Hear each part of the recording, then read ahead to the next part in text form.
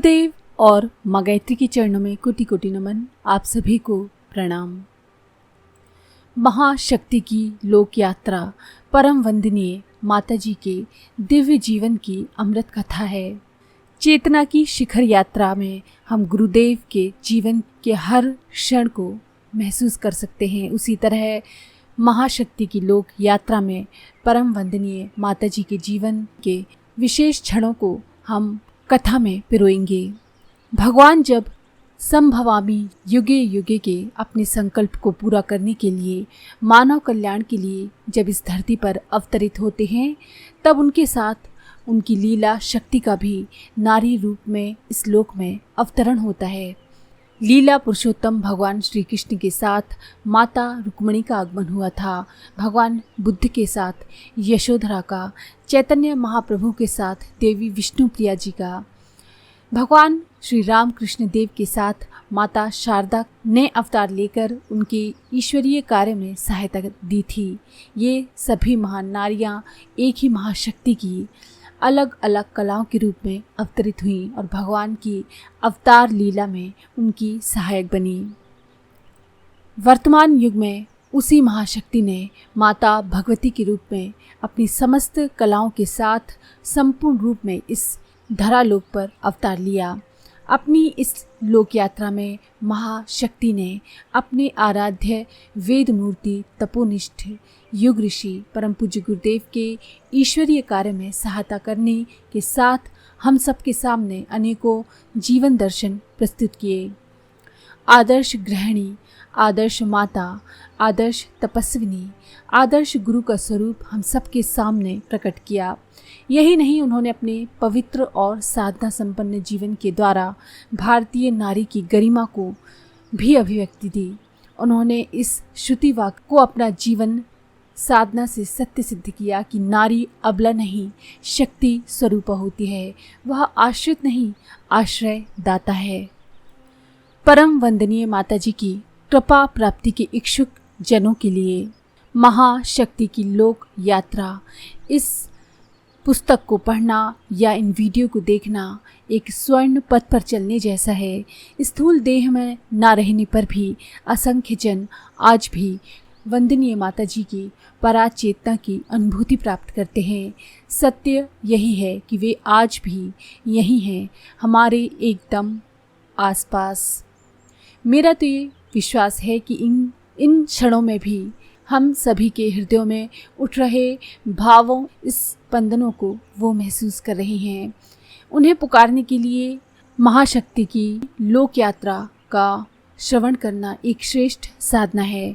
इसमें उनकी लोक यात्रा के अनेकों ऐसे प्रसंग हैं जो उन भावमयी की भावनात्मक अनुभूति में समर्थ हैं।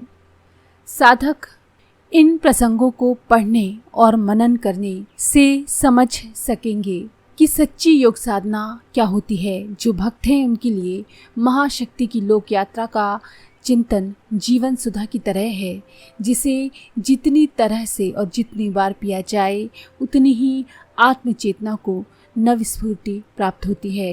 वे इस लोक में हम सबके लिए आई थी, हमारी अंतर चेतना को जगाने के लिए, इसे ऊपर उठाने के लिए, हम सबके जीवन के कष्ट कठिनाइयों से छुटकारा दिलाने के लिए वे अपनी समूची लोक यात्रा में प्रयत्नशील रही।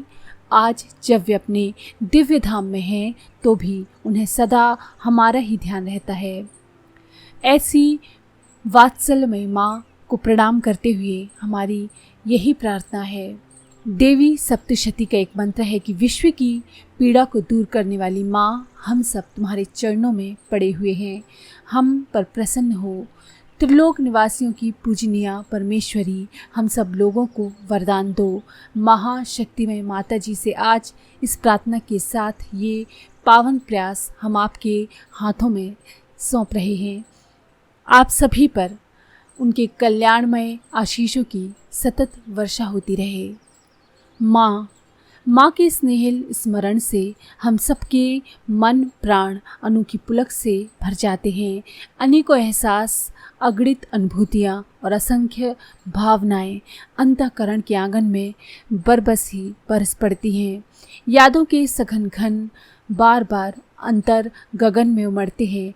ऐसा लगता है कि अपनी माँ सुदूर किसी लोक में नहीं, अपने पास है, एकदम पास। उसके आंचल का छोर हमें छू रहा है। उसके आशीषों की छांव में अपना जीवन सुरक्षित है। माँ, तुम्हारे सिवा हम बच्चों का और है भी कौन। जब तब समय कुसमय हम सब सिर्फ तुम्हें ही पुकारते हैं। जीवन की हर चोट, हर दुख दर्द में माँ, केवल हमें तुम ही याद आती हो। आंसू भरी आँखों और पीड़ा से विकल हमारे जीवन के लिए तुम्हारी याद ही एकमात्र औषधि है। हमें अच्छी तरह से मालूम है कि हमारी कमियों, कमजोरियों, बेवकूफ़ियों, नादानियों को एक तुम ही अनदेखा करके हमको अपना सकती हो। माँ, तुम्हारी क्षमा अपार है, इसकी ना तो कोई सीमा है और ना ही शर्तबंदी। क्षमा ही तुम्हारा स्वभाव है। क्षमा तुमसे ऐसे बहती है जैसे फूल से गंध और दिए से रोशनी बहती है। जैसे पहाड़ों से जल झरता है, मेघों से वर्षा होती है। हे क्षमा स्वरूपिणी माँ, सृष्टि के हर स्थूल सूक्ष्म विधान में प्रत्येक छोटी बड़ी गलती या अपराध के लिए कोई न कोई सजा निश्चित है। सृजेता के कठोर कर्मफल विधान से सभी बंधे हैं। यहाँ तक कि स्वयं सृजेता भी कर्मफल की हस्तरेखाओं को स्वीकार करते हैं।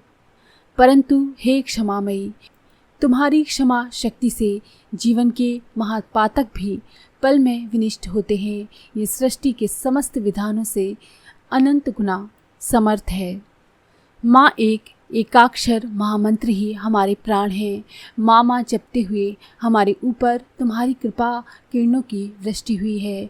जीवन में अलौकिक अनुभूतियों के अनेकों सुअवसर आए हैं। तुम्हारी लीला कथा का पुण्य स्मरण भी इन्हीं में से एक है।